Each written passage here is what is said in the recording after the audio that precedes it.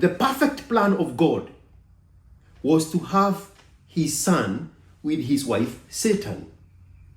And then Satan upended him by bypassing and hastening that process by going to Adam and Eve and telling Eve, hey, you need to find out about sexuality with this guy. And so that plan was disrupted. And so what happened is God created a second plan. And I'm only saying this to show everybody, even God struggles in his way of life.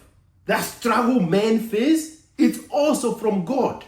If God struggles, we struggle. If God gets manipulated by his wife, we get manipulated by our women. Because we are an image and likeness of God. So everything that happened to God has also to be updated in us.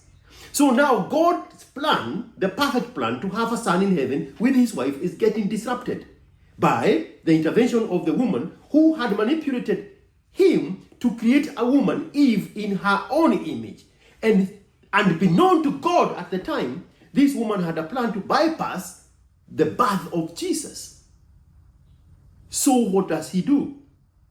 He gets everybody out of the way and he starts crafting a new plan.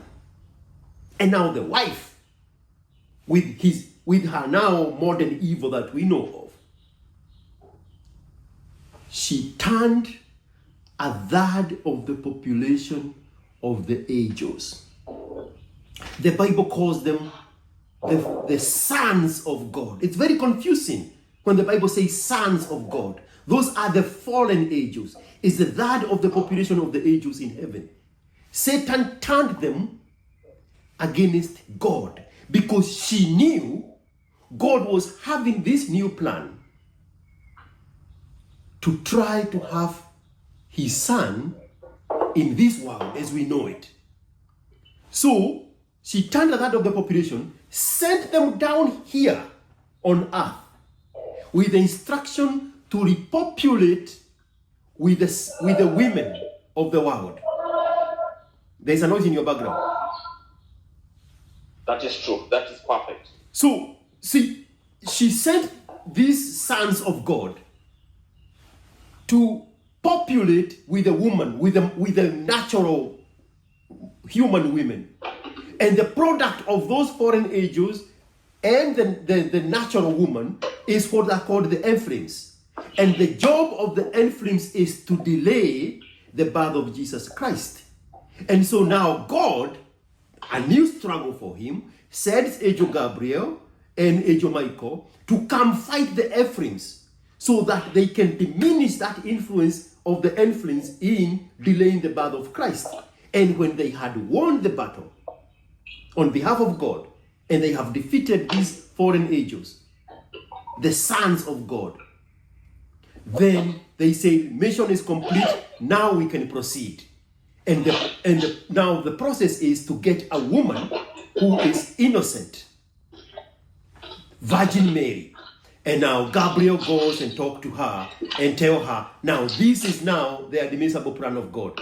The whole time God wanted to have a son for himself. And now Mary gives birth to that son. And because the blood of the covenant between the woman that God had created under the influence of the woman, the hymen in the woman, in the innocence of the woman, when it's broken, that's when the covenant, the blood of the breaking of the hymen in virginity, that blood is the covenant between the woman and Satan.